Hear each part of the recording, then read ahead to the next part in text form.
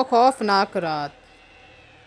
مجھے وقت پر گاؤں پہنچنے کی جلدی تھی، اس لیے میں دوپہر کو ہی گھر سے نکل گیا تھا۔ میرا اندازہ یہی تھا کہ شام سے پہلے پہلے اپنے گاؤں پہنچ جاؤں، مگر ایک ویران جگہ بس خراب ہو گئی۔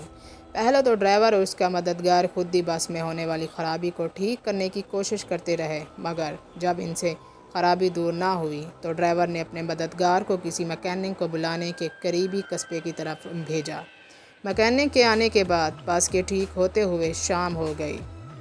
جب میں اپنی منزل پہ بس سے اترا تو رات کا اندھیرا گہرا ہو گیا تھا۔ گاؤں تک پہنچنے کے لیے مجھے ایک کچے راستے پر چلنا تھا۔ اس راستے پر ابھی مجھے 3 کلومیٹر پیدل سفر کرنا تھا۔ میں بڑی سڑک سے اتر کے گاؤں جانے کے اس راستے پر چل دیا۔ اس وقت آسمان پہ چاند تھا، نہ اس کی چاندنی۔ راتوں ستاروں کی ٹمٹماتی روشنی نے ماحول کو خوفناک اور پراسرار بنا دیا تھا۔ رات کے سناٹے میں اکیلے سفر کا یہ میرا پہلا اتفاق تھا۔ میرا دل زور زور سے دھڑک رہا تھا اور اسی خاموشی میں مجھے اپنے دل کی دھڑکن صاف سنائی دے رہی تھی۔ ابھی میں تھوڑا سا راستے ہی طے کر سکا تھا کہ اچانک ایک الو نے میرے سر کے عین اوپر رات کے سناٹے میں اور پھر پھڑپھڑاتا ہوا ایک درخت سے اڑ کر دوسرے درخت پر جا بیٹھا۔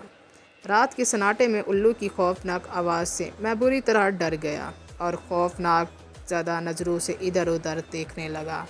اسی وقت جھاڑیوں میں سرسراہٹ سی ہوئی۔ میں نے چونک کر دیکھا۔ اونچی اونچی جھاڑیوں کے پیچھے کوئی کھڑا تھا۔ میں ڈر کر پیچھے ہٹا تو کسی چیز سے ٹکرا گیا۔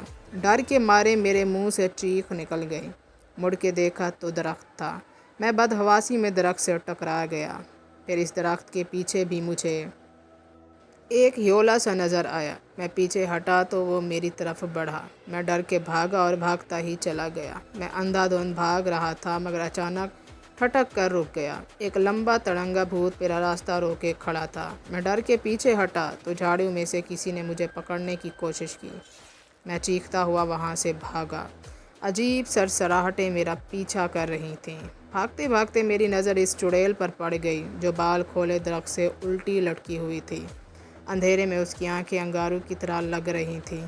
وہ مجھ پر جھپٹی تو میں چیختا ہوا بھاگا اور سڑک سے کھیتوں میں اتر گیا۔ میں فصلوں اور جھاڑیوں کو پھلانگتا ہوا بھاگا چلا جا رہا تھا کہ اچانک میرے قدموں تلے سے زمین نکل گئی اور میں منہ کے بول ایک جوہڑ میں گر پڑا۔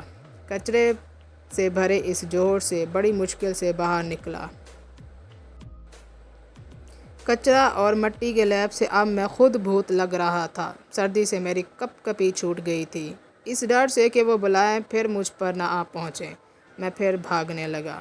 میں ایک لمبا چکر کاٹ کر گاؤں کے قریب پہنچا تو یہاں بھی ایک مصیبت میری طاق میں تھی۔ گاؤں کے کتے مجھے بھوت سمجھ کر میرے پیچھے پڑ گئے۔ اس نئی مصیبت سے ڈر کے میں بھاگا تو گھر کا راستہ بھول گیا۔ بڑی مشکل سے گھر ملا تو کتے بھی میرے تعاقب میں وہاں آ پہنچے۔ میں نے دونوں ہاتھوں سے دروازہ پیٹ ڈالا۔ کون ہے؟ اندر سے آواز آئی۔ جلدی دروازہ کھولو، میں نے چلا کر کہا۔ میرے چچا زاد بھائی نے دروازہ کھولا مگر میری صورت دیکھ کر گھبرا کر پیچھے ہٹا۔ میں جلدی سے اندر داخل ہو گیا کیونکہ کتے بری طرح بھونکتے ہوئے مجھ پر جھپٹ رہے تھے۔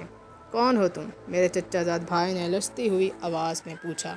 اتنے میں گھر کے دوسرے لوگ بھی اٹھ کر وہاں آ گئے۔ وہ بھی مجھے دیکھ کر ڈر گئے مگر جب میں نے اپنا نام بتایا تو وہ بڑی مشکل سے انہوں نے مجھے پہچانا۔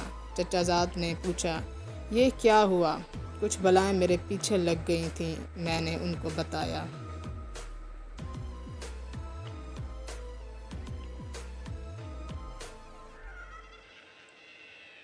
حیرت سے سب میرا منہ تکنے لگے۔ میں نے تفصیل سے بتایا تو چچا جان ہنس پڑے اور بولے، وہ بلائیں کچھ نہیں تھی، تم اپنے تصورات سے ڈر گئے تھے۔ تم نے اندھیر میں درختوں اور جھاڑیوں کو بھوت اور چڑیلیں سمجھ لیا تھا، البتہ الو اصلی تھا۔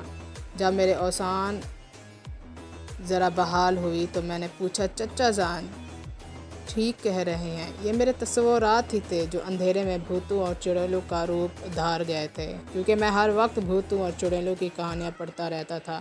انہی خیالی بھوتوں اور چڑیلوں نے آج مجھے سچ مچ ڈرا دیا تھا۔ اف خدایا، تو یہ سب میرے تصور کا کرشمہ تھا، میں نے سر تھام کر کہا۔ دوستو، کیا آپ کے ساتھ بھی ایسا ہوتا ہے؟ اور اگر ہوتا ہے تو کمنٹس میں ضرور بتائیے گا۔